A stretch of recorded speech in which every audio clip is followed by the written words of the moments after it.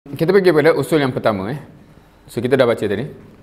Dan kalau kita kata perumusan dia, Islam tu syumul lah. Rasanya satu konsep yang kita familiar. Now, dia kalau kita perasan dalam konteks Islam yang biasa orang akan terbayang yang last ni lah, akidah dan ibadah, betul tak?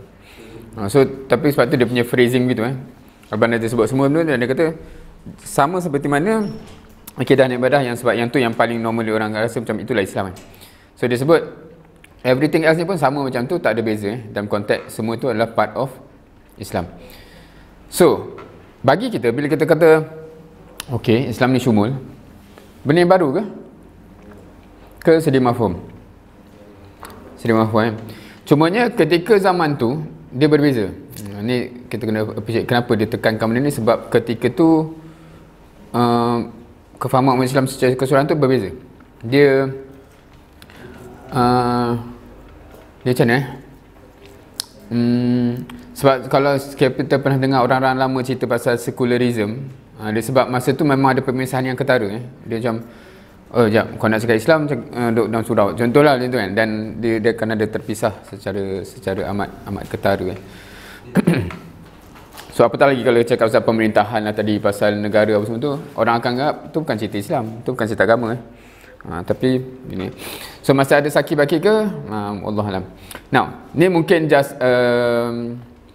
refleksi kita lah kot. Now, ni kalau nak tengok ada kat saki baki bukan dari segi kefahaman umum tu, tapi dari segi cara kita praktis Ada tak orang yang bila dia nak nikah, dia nak nikah cara Islam, tapi nak majlis kahwin tu dia nak ikut cara sendiri? Faham ke ayat tu? Maknanya nikah tu akad nikah tu lah. Oh, ni kita tengok ni.